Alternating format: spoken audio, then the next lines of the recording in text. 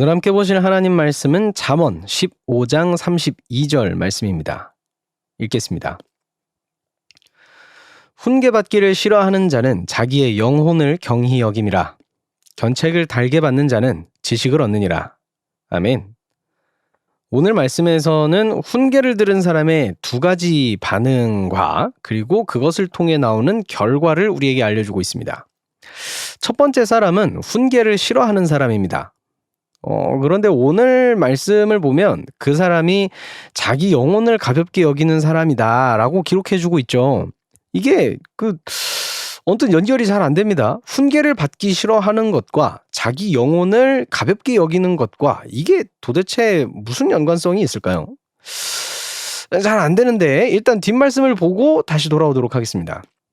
오늘 말씀의 두 번째 사람은 지적을 받았을 때 그 지적을 달게 받는 사람입니다. 그러니까 어떤 지적, 훈계 이런 것들을 잘 수용해서 자기의 약점을 보완하고 나중에 그 일을 더 잘하게 된 사람인 거죠. 자신을 향한 견책을 잘 받아들여서 자기의 발전을 이뤄냈으니까 오늘 말씀의 기록처럼 지식을 얻은 사람인 겁니다. 이렇게 오늘 말씀의 두 번째 내용은 되게 깔끔하고 잘 이해가 가도록 연결이 되어 있습니다. 그런데 첫 번째 내용은 도대체 무슨 말일까요? 이걸 좀 잘 이해하기 위해서는 열등감과 자존감에 대한 얘기가 필요합니다. 여러분, 자존감이 높은 사람은 어떤 사람이죠? 어떤 지적을 들을 때 어떤 반응을 하게 될까요? 이 사람은요, 어떤 지적을 받았을 때 그것 때문에 이제 사람이 어떤 지적을 받으면 아무래도 좀 기분도 나쁘고 이제 반발심도 생기고 그럴 수 있잖아요. 그런데 그런 반발심보다 자기 스스로를 더 가치 있게 여깁니다. 견책을 받을 때 당연히 기분이 나쁘겠죠. 안 나쁜 사람이 되게 소수이긴 하겠지만 있을 수도 있겠지만 대부분은 사람들이 좀 나쁘죠. 자기를 향한 지적인데 나쁘지 않다는 얘기가 아니고 그 지적 때문에 자기가 상처를 받는 사람은 아니라는 얘기입니다. 자기가 지금 하고 있는 일 아니면 이제 그 일에 대한 평가 그리고 스스로에 대한 평가 이런 것보다도 그러니까 외부에서 보는 평가들이 말이에요. 그런 것보다도 자기가 자기 자신을 더 높게 여기기 때문에 더 귀하게 여기기 때문에 상처를 받지 않는 것입니다. 그리고 이런 상태이기 때문에 이 사람은요, 어떤 지적을 받았을 때 좀 더 나은 방향을 생각하고 실천할 수 있는 여유가 생기게 되는 것이죠. 아무래도 이제 그것 때문에 이제 분해하는 마음과 그리고 분해하면서 보내는 시간들이 없어질 테니까요. 그런 에너지가 이제 다른 데 쓰일 수 있을 테니까 그만큼 여유가 있는 사람이 되는 것이죠. 그런데요, 열등감에 쌓인 사람은 그렇지 못합니다. 자기를 향해서 어떤 지적이 들렸을 때 그걸 정말 못 견뎌 합니다. 외부에서 자기를 보는 평가가 내가 나 스스로를 평가하는 것보다 훨씬 더 중요해서 이제 이런 일이 벌어지는 건데, 스스로에 대한 평가가 더 중요하고 맞다고 생각한다면 이제 앞서서 말씀드렸던 것처럼 자존감 높은 사람이 되겠죠. 남이 나를 뭐라고 하든 이 사람은 그렇게 큰 영향을 받지 않습니다. 자존감이 높다면. 그런데 열등감이 이제 쌓인 사람, 이 자존감이 낮은 사람은요, 다른 사람의 평가가 훨씬 더 중요하다 보니까 그리고 이제 어떤 일을 하더라도 그 일 때문에 자기가 지적받지 않는 게 중요하다 보니까 어떤 훈계가 들어오면, 뭔가 지적이 들어오면 이 스스로의 존재에 타격을 받는 겁니다. 왜 나를 이렇게 괴롭게 하지? 막 이러면서 말이죠. 이 자존감이 낮고 열등감이 가득한 사람이 바로 이런 반응을 보이는 사람인 겁니다. 오늘 말씀에 나오는 표현처럼 자기 영혼을 가볍게 여기는 사람인 겁니다. 오늘 말씀을 보면서 참 많이 찔립니다. 왜냐하면 제가 열등감이 가득한 사람이거든요.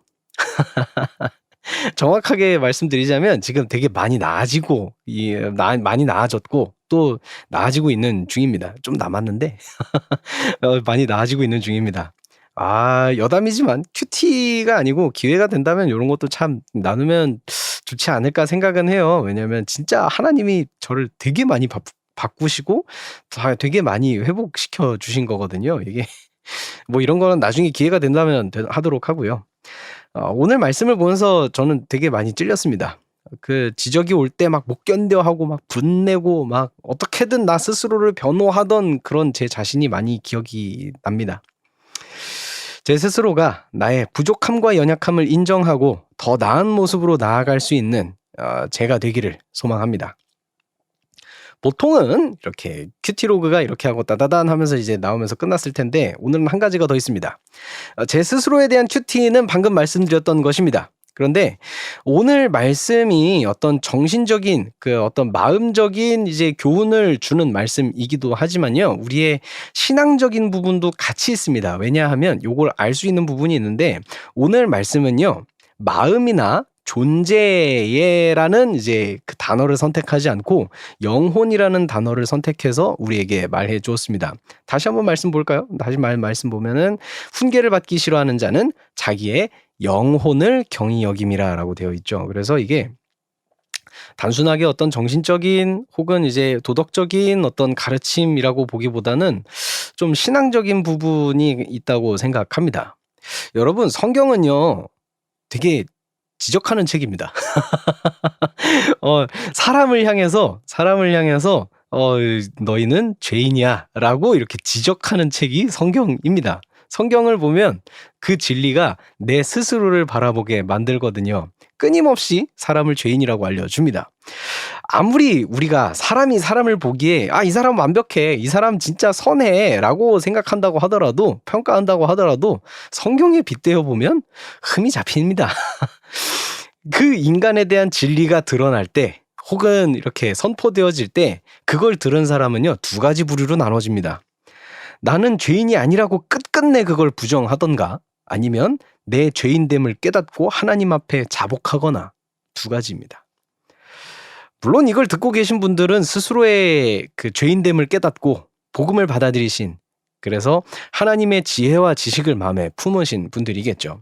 하지만 복음을 듣고도 여전히 자신을 죄인이라고 하는 게 이해가 안 되고 납득할 수가 없고 거부하는 사람들이 있습니다.